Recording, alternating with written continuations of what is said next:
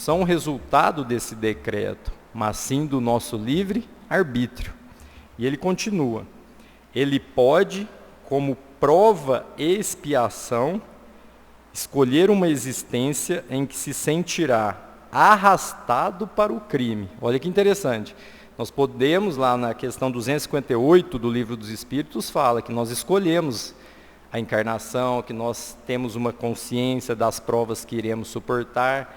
E ele vem escolher uma existência em que se sentirá arrastado para o crime, seja pelo meio em que estiver situado, seja pelas circunstâncias supervenientes. Mas será sempre livre de agir como quiser. Então, quando a gente fala da questão 258 de O Livro dos Espíritos, nós temos ali a escolha das provas. A questão 258 ela não é tão extensa. Eu vou rapidamente aqui só para a gente compreender. Porque muitas vezes nós reclamamos, né, da vida, da existência, da família, mas nós que escolhemos estar aqui encarnados, né? Porque a questão 258 ela vai nos dizer o seguinte: Kardec pergunta: no estado errante, ou seja, quando estamos no mundo espiritual, antes de nova existência corpórea, o espírito tem consciência e previsão do que vai lhe acontecer durante a vida terrestre? Olha que interessante. E a resposta em 2 linhas dos espíritos: ele mesmo escolhe o gênero de provas que deseja sofrer. Ele mesmo escolhe o gênero de provas que deseja sofrer. Ou seja, a gente já escolhe o sofrimento lá no plano espiritual, não é isso? Isto consiste o seu livre-arbítrio. Percebam, meus irmãos, então, que coisas que nós mais fazemos e que viola a lei de Deus é a reclamação. Quando nós reclamamos dos nossos problemas, das nossas dificuldades, da nossa família, daqueles que estão ao nosso lado, nós estamos contrariando uma escolha nossa, né? Porque quando a gente vê aqui, a gente, então fui eu que escolhi estar aqui na Terra? Foi. Claro que quando o Espírito escolhe, ele não tem consciência de tudo que ele vai passar, né? Teremos as provas que vamos enfrentar. Mas é interessante que essa escolha é feita de forma consciente, lá no plano espiritual, no estado errante, como ele diz aqui. E qual seria então a justificativa de nós reclamarmos, né, muitas vezes, dos problemas que nós enfrentamos, se fomos nós mesmos que escolhemos estar aqui? É aquele negócio: Deus não dá o quê? Ombros fracos para suportarmos as dores. Nós conseguiremos suportar essas dores. Basta acreditar. Basta entender que esse nosso livre-arbítrio, essa nossa escolha, é justamente para o nosso progresso. E aqui é interessante que ele vem falar de provas e expiações. Sabemos que expiação nós temos que reparar, né? Quando nós estamos em expiação, em sofrimento, viemos para reparar os nossos erros, as nossas faltas. Toda expiação é uma prova, não é isso? Mas nem toda prova é uma expiação. Então, provas nós temos todos os dias, todas as horas. E aqui eu me lembro de uma história que ela vai nos falar de que muitas vezes nós reclamamos e esquecemos que a nossa reclamação não tem fundamento. Claro que é difícil, muitas vezes precisamos, né, até desabafar, mas a reclamação ela nos afasta de Deus. Conta-se então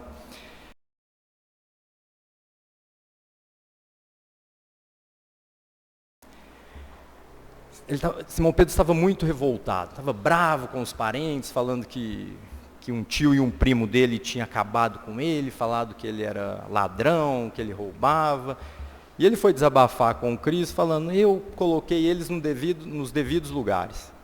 Falei que um era isso, que o outro era aquilo, que o outro parente meu era isso, era aquilo, e pronto, e me senti bem, né?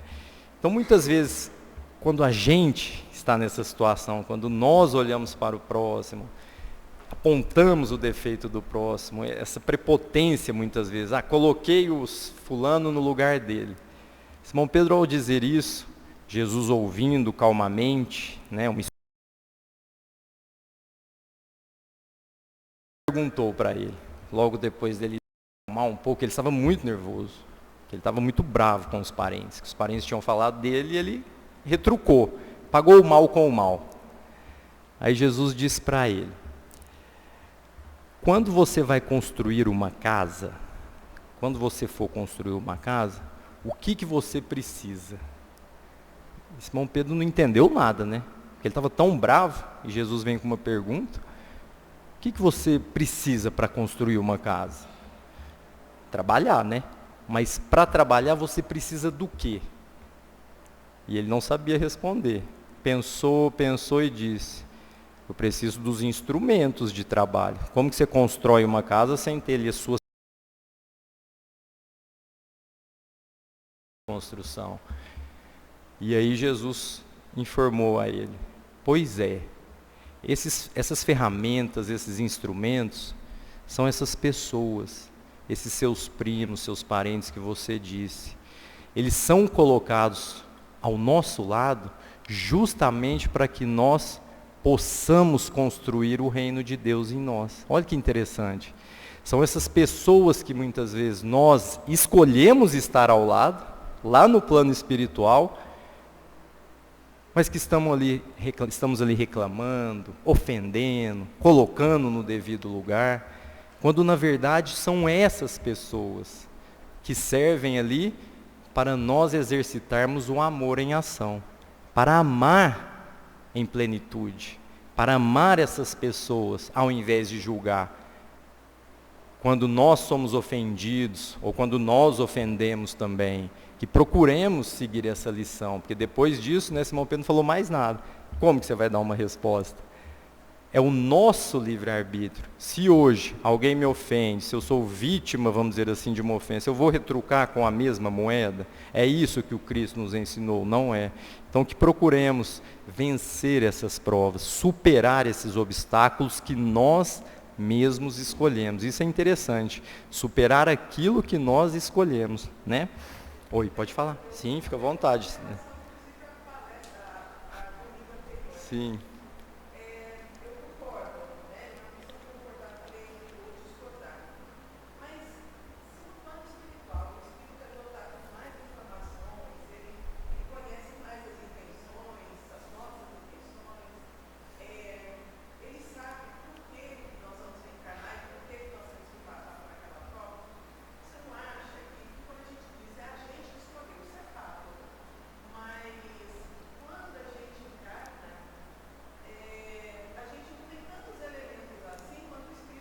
Sim.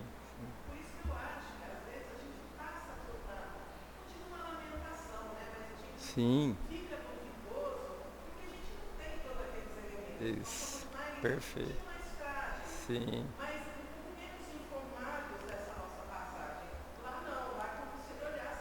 Ótimo. Sim. Sim.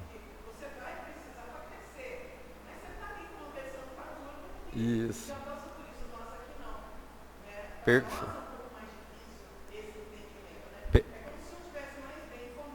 Isso. Sim. Perfeito. Aqui, para quem está lá atrás, só vou reproduzir a sua pergunta, que é muito interessante. A Denise perguntou o seguinte: mas quando a gente escolhe, a gente está no estado de espírito, a gente tem a visão mais ampla, né? Com certeza. E quando a gente está encarnado, ela pergunta interessantíssima. Aí nós não temos a mesma visão, a mesma consciência que a gente tinha como encarnado, e muitas vezes nós vamos reclamar e lamentar. Perfeito. Quando o espírito encarna, com certeza vem um véu, o véu do esquecimento. Então lá no mundo, no plano espiritual, quando ele estava na erraticidade, sim, a visão é mais ampla e depende muito da elevação moral do espírito também.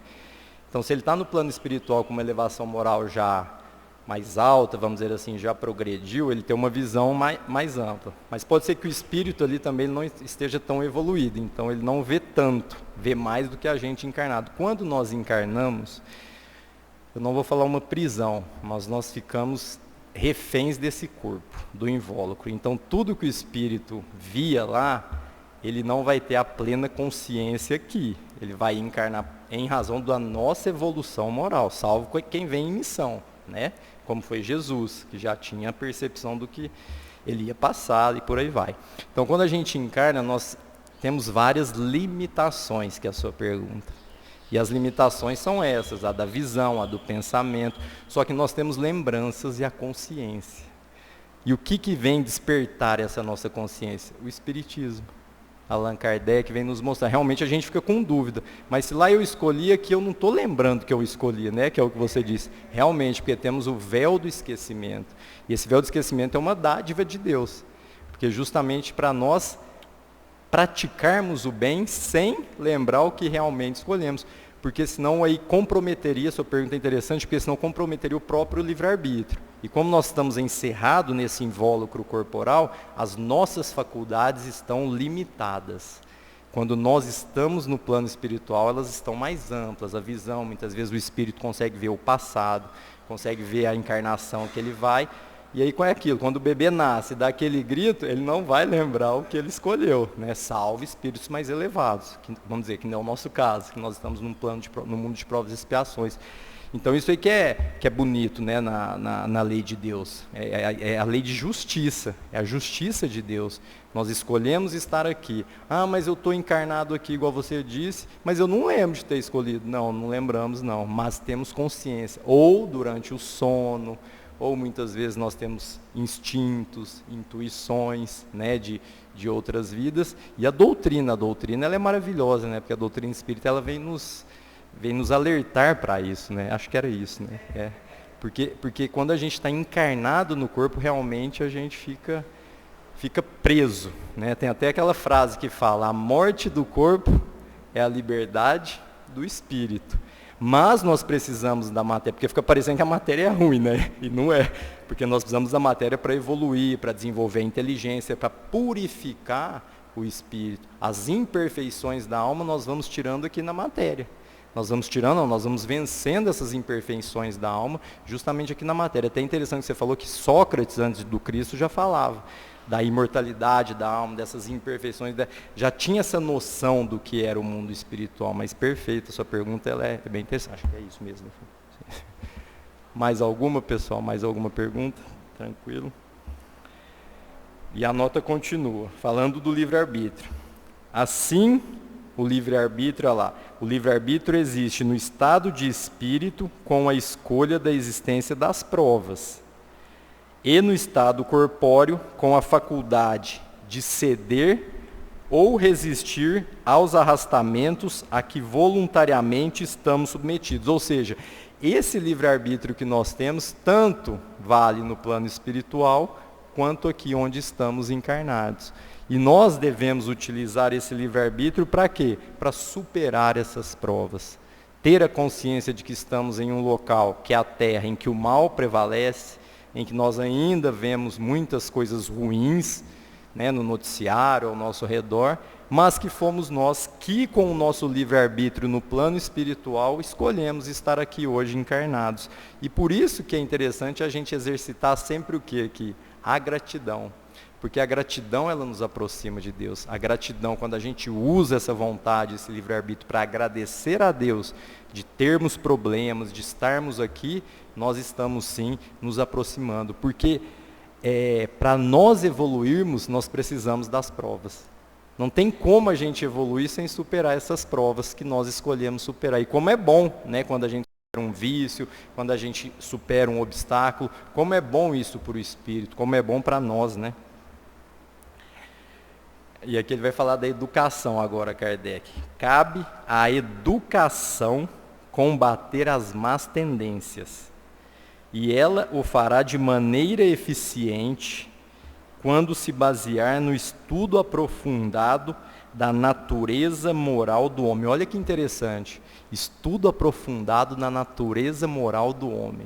Nós estudamos a nossa moral. O que nós estamos fazendo para melhorar? O que nós estamos fazendo para combater as nossas más tendências? Porque muitas vezes nós preocupamos em combater as más tendências de quem? Do terceiro, do próximo. Não dos filhos, né, que nós temos obrigação de combater. Mas muitas vezes nós procuramos combater as más tendências de quem? Do vizinho, do parente. E esquecemos de combater quais? As nossas. Claro que se um parente, um conhecido, um amigo está em erro, está fazendo algo errado, nós podemos dar um conselho, auxiliar. Mas não, muitas vezes nós queremos reduzir a luz do próximo. E aí nós reduzimos a nossa. Sendo que o Cristo nos mostrou que é o contrário. Busquemos iluminar o nosso coração, combater as nossas más tendências e as nossas imperfeições. Porque se nós ficarmos olhando para o próximo e falar que o próximo é isso, é aquilo, e querer combater a má tendência do próximo, nós não estamos amando. Nós estamos julgando. E o julgamento, nós sabemos, né, que está em Mateus, não julgues para não serdes julgados. À medida que você julga, com a mesma régua que nós julgamos, nós seremos o quê? Julgados. E aqui eu me lembro de uma notícia essa semana muito triste, que aconteceu na cidade de Juiz de Fora. Esse nosso julgamento, essa nossa muitas vezes, essa nossa imperfeição de julgar o próximo. O que acontece? O cidadão foi acusado de estupro em Juiz de Fora, está até no G1 isso aí, e foi uma acusação leviana, falsa, ele foi linchado e morto, foi espancado até a morte. Pelas pessoas de bem, como disse a Fabiana. Ninguém está falando aqui que o estupro é correto, né? Nada disso. Isso está no G1 dessa semana. E ele foi linchado até a morte. Ele era um catador de papel. A mãe disse, não sei. Mas o que é o mais importante? Que depois concluiu que não foi ele. Que ele nunca chegou perto da moça. Mas só que ele já desencarnou. E aqueles que mataram? Linchamento. É isso. Como que eu quero combater as minhas imperfeições, os meus julgamentos?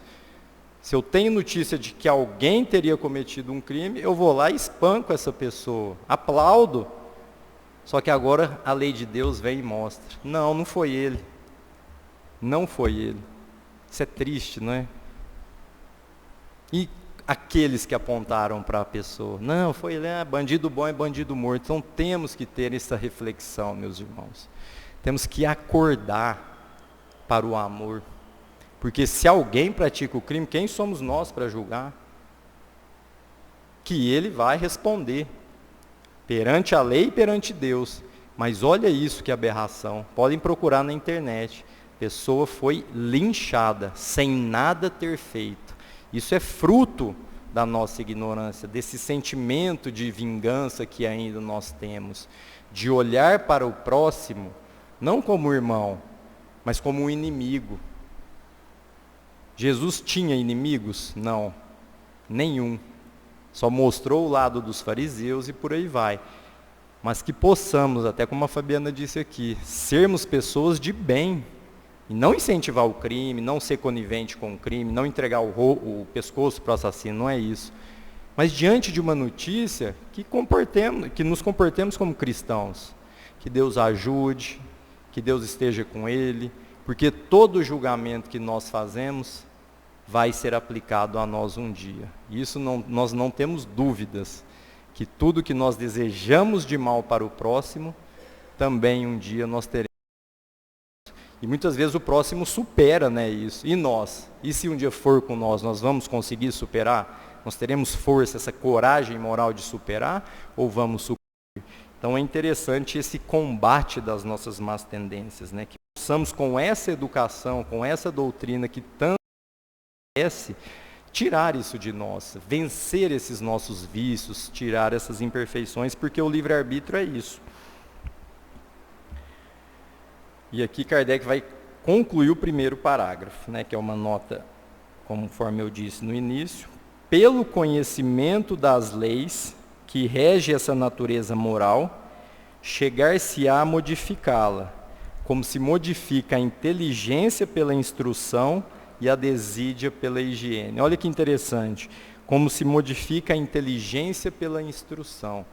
Então, cada um aqui tem o seu grau de inteligência. Ninguém aqui é mais inteligente que o outro, ninguém é melhor que o outro, né? Nós pensamos assim. Mas quando nós nos instruímos, quando nós, no estudo de hoje, do Livro dos Espíritos, quando nós procuramos entender, raciocinar, nós começamos a evoluir. Não é porque nós somos melhores. A instrução edifica a nossa inteligência. A instrução, ela nos liberta da ignorância. O trabalho é importante, precisamos das coisas materiais, mas quão importante é o instruí-vos. Amai-vos e instruí-vos, porque a instrução desenvolve a nossa inteligência. E desenvolver aqui a inteligência através da instrução não é se comportar como o intelectual, né, meus irmãos? Não é isso. Vou ler todas as obras da doutrina, vou fazer uma leitura dinâmica, não é isso. É nós nos instruirmos com a prática também. Ler é bom, compreender melhor ainda. Só que se a gente lê e compreende e não pratica, aí não tem efeito. Então o desafio dessa inteligência que Kardec está mostrando aqui nessa nota é isso. É nos instruir com a prática também. Buscar praticar o bem. Reconhece-se o cristão por suas obras e não por suas palavras. Só que como eu vou me instruir? Como que eu vou fazer para alcançar esse grau de inteligência? Aí cada um tem o seu tempo. Cada um tem o seu livre arbítrio. Aí são as renúncias, a sua dedicação, o que você quer para melhorar. E não é aquele negócio de fanatismo. Agora eu vou na casa espírita de domingo a domingo, vou dormir lá na casa espírita. Não é isso. É nós buscarmos construir dentro de nós essa instrução. Buscar essa instrução dentro de nós, desenvolver essa inteligência, como ele disse aqui, e a desídia pela higiene, limpar de nós, higienizar o nosso coração das más tendências, higienizar os nossos sentimentos, para que dentro de nós possa existir o quê? O amor em ação, o amai-vos uns aos outros, obedecer essa lei de Deus, essa lei equitativa, distributiva, igualitária, que muitas vezes nós sabemos que a lei humana não é. Então que possamos, com essa orientação de Kardec, procurar desenvolver a nossa inteligência moral, porque nós temos tanto o progresso moral, já foi aqui falado, né, e o progresso intelectual. Muitas vezes nós desenvolvemos o progresso intelectual, desenvolvemos o intelecto e a moralidade vai o quê? Ficando. E para chegarmos aos mundos perfeitos, aos mundos celestes, o progresso moral e o progresso intelectual têm que estar o quê? Os dois juntos. Ninguém chega à perfeição sem antes esses dois progressos estarem juntos, né? Só que muitas vezes, nós já falamos aqui, já foi falado em outros estudos, o homem usa a inteligência para quê muitas vezes? Para o mal. Não temos aí pessoas inteligentíssimas, pessoas que desenvolvem bombas atômicas, arsenais, mísseis. É isso que Deus quer de nós? A inteligência usada para o mal? Sabemos que não, né, meus irmãos? Então esse é o primeiro parágrafo. Vamos agora para o segundo. Quer perguntar? Não? Vamos agora para o segundo parágrafo da nota aqui. O espírito desligado da matéria, ou seja, no estado errante, lá no plano espiritual, faz a escolha de suas futuras existências corpóreas, até a pergunta que a Denise fez, segundo o grau de perfeição que tem atingido, né? Então é aquilo. Então ele faz a escolha das suas existências conforme o seu grau evolutivo, conforme o grau de perfeição que ele atingiu naquele momento, até aquele momento. É nisso, como já dissemos, que consiste sobretudo o seu livre-arbítrio. Olha o tanto que Kardec insiste nesse livre-arbítrio. Percebamos que é um instrumento para o nosso progresso, que a gente não precisa comprar, não precisa buscar, ele está em nós, né? É nisso que já consiste o seu livre-arbítrio. Essa liberdade não é anulada pela encarnação. Lá, a Denise perguntou, essa liberdade que nós temos lá não é anulada pela encarnação, mas nós teremos as limitações. Se ele cede à influência da matéria, é então que sucumbe nas provas por ele mesmo escolhidas. Percebam que aqui é a tentação. Se nós cedemos à tentação, aí a responsabilidade é de quem? Nossa. Podemos até lamentar, podemos até reclamar, mas a responsabilidade é de quem? É nossa. Vocês concordam que é nossa a responsabilidade? Por quê? Porque fala aqui, ó, se ele cede à influência da matéria, então que sucumbe às provas por ele mesmo escolhidas. Quando nós fazemos aquela prece, que está lá no capítulo 28 do Evangelho, tem uma coletânea de preces no capítulo 28, E a prece que nós conhecemos, né? Pai nosso que estais nos céus. O que nós pedimos lá? Para resistirmos às tentações. E para nos livrar do mal. Ó, quão forte é isso quando você faz essa oração com fé. Quando você pede com fé e força e coragem para livrar das tentações. É aqui. É porque com o nosso livre-arbítrio, nós, como se diz, a carne é fraca, nós cedemos à tentação da matéria.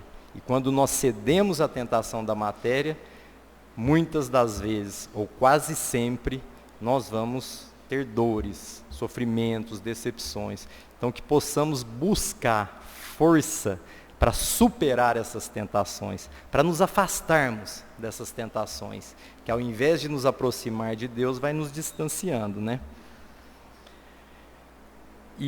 Continuando, né? E é para o ajudar a superá-las que pode invocar a assistência de Deus e dos bons espíritos. Aqui é importante a oração, a prece. Olha só, e é para ajudar a superá-las que pode invocar a assistência de Deus e dos bons espíritos. Então, está até tendo o Evangelho Terapia às terças-feiras aqui, está no capítulo Pedi e Obtereis. A eficácia da prece. Não essa prece que muitas vezes que nós conhecemos superficial, oração mecânica e por aí vai. Não. Mas orar é um ato de gratidão a Deus. É um ato de louvor a Deus. É o que ele está falando aqui.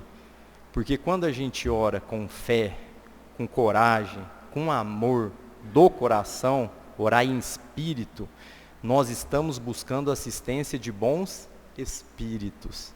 E esses bons espíritos vão nos auxiliar ao quê? A vencermos essas tentações, essas provas que nós escolhemos. E esse capítulo é muito bonito, o capítulo que fala do Pedi e Obtereis, capítulo 27. E ali ele vem falar da eficácia, do efeito da prece. Como que a prece, ela traz ali força para nós superarmos os nossos obstáculos. E a prece é interessante porque nós pedimos muitas das vezes o quê? Né? Foi até falando em alguma palestra. Coisa material. Eu quero isso, que eu quero aquilo. Não. A prece muitas vezes, para nós termos ali, sentir o resultado dela, o que é interessante? Nós pedirmos que Deus nos envie bons espíritos. Olha que coisa bonita. Pedir a Deus que nos envie os seus executores. Aqueles espíritos que vão nos intuir a superar o mal, a superar essas tentações. E até tem um exemplo, né, que o Evangelho traz no capítulo 27, que vai falar da pessoa que está no deserto. Você está lá no deserto, morrendo de sede, só areia e sol. O que você quer ali?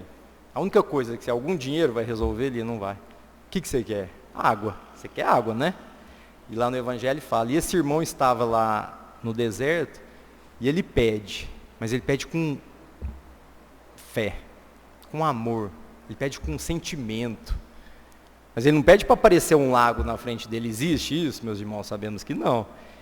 Ele pede para que ele seja intuído para qual direção ele vá para encontrar essa água. E a assistência chega. E os bons espíritos o orientam a ir para o lado esquerdo, lado direito, não importa. O lado que ele vai, ele sobe uma montanha e ele vê um lago, né? Ele põe lá até como um regato. Ele vê o que ele precisa. Vai lá, toma água e mata a sua sede. Olha que fé. Ele não pediu, olha que oração, ele não pediu para colocar a água na frente dele, mas que bons espíritos viessem em seu auxílio, para orientar ele, para ele encontrar aquilo, o lago. E ele encontra. E é interessante que ele finaliza assim. E ao encontrar a água, quando nós fazemos uma oração, temos a resposta, o que demonstra se ele agiu com fé ou se a fé dele era vacilante? Quando ele fala assim, ainda bem que eu achei, foi graças à minha oração que eu achei isso aqui. Sabe aquela prepotência disfarçada? Eu sou um homem de sorte, olha só o que apareceu para mim. E o Evangelho vem e fala, não.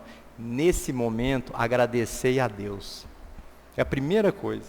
Agradecei a Deus de ter encontrado esse lugar. Agradecei aos espíritos que te orientaram a chegar nesse lago. Essa é a verdadeira oração. É aquela que quando você faz, tem um resultado, você esquece de agradecer ao Pai. Você esquece de render gratidão a Deus, que Deus não cobra gratidão da gente, nós sabemos. Mas nós esquecemos muitas vezes de render gratidão a Deus. E lembramos de Deus nos momentos mais difíceis, né? Então vamos aqui dando continuidade para o terceiro, tem mais 5 minutinhos, para o terceiro parágrafo dessa nota. Sem o livre-arbítrio, o homem não tem culpa do mal, nem mérito no bem.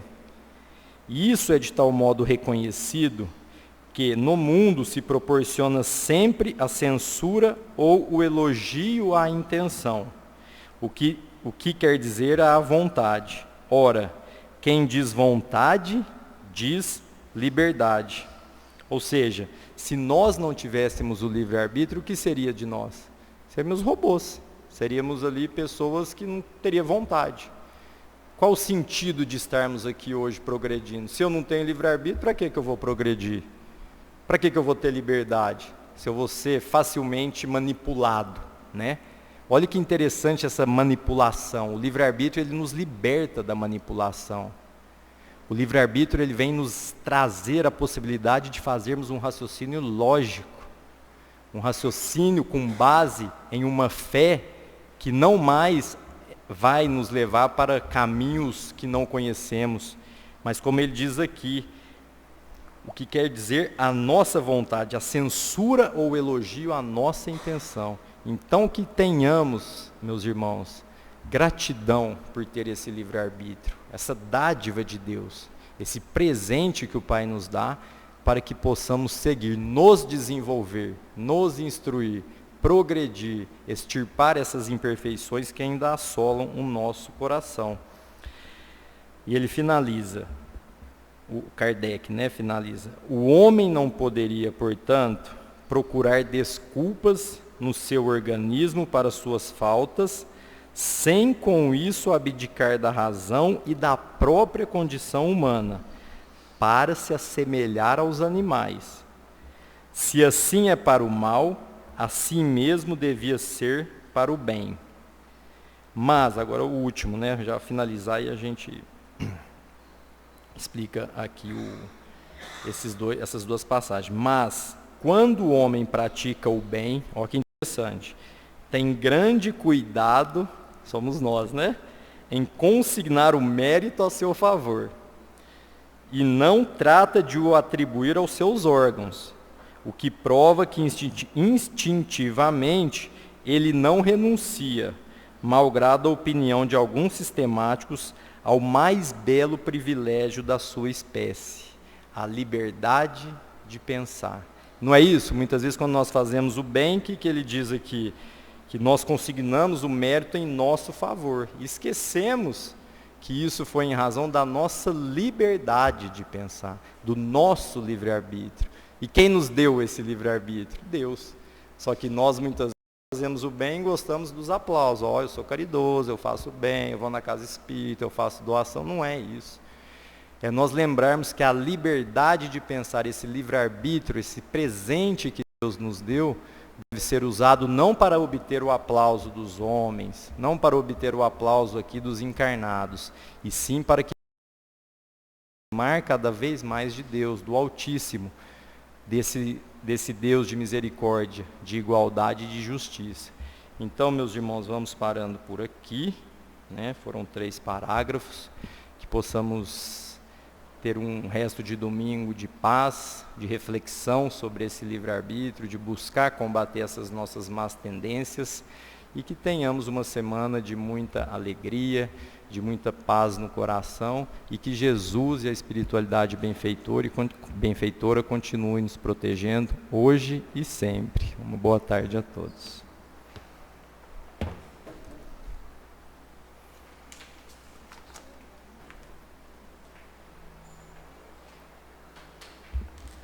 Enquanto nossos irmãos passistas entram na sala do passe, lembrar que nesse sábado a gente teve a pizza do bem.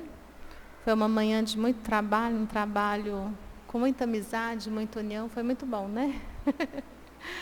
Então, quem quiser pizza, depois o Leone e o Juliano vão entregar, tá certo? E vamos, nesse instante, pensar em Jesus, nosso Divino Mestre, que caminhando entre nós, nos ensinou que a nossa própria essência é o amor, que somos a imagem e semelhança do Divino. E vamos rogar neste momento a Ti, Senhor, que nos auxilie, não só na compreensão de nós mesmos, mas sobretudo na nossa transformação, nesse trabalho evolutivo, de lidarmos com as nossas sombras, para deixarmos brilhar a luz que está em nós. Auxilia-nos, Mestre. E assim, rogamos aos Teus benfeitores que neste momento magnetizem as águas que aqui estão colocadas, as águas que estão nos lares, que possam levar o passe espiritual aos nossos irmãos que aqui não estão e nos preparar para este tratamento de amor. E orando a oração que nos ensinastes, lhe rogamos, Mestre, por todos os nossos irmãos que sofrem os horrores da guerra, os horrores da fome, que passam por tantas adversidades, e mesmo que sabendo que a cada um, segundo as suas obras, o que fala mais alto no ser é a fraternidade, a solidariedade, a caridade, fazermos aos outros o que gostaríamos que fosse feito a nós. Por isso, nesta tarde, lhe pedimos, por todos aqueles que estão no desespero e no sofrimento. Pai nosso, que estais no céu, santificado seja o vosso nome. Venha a nós o vosso reino. Seja feita a vossa vontade, assim na terra como no céu. O pão nosso de cada dia dai-nos hoje.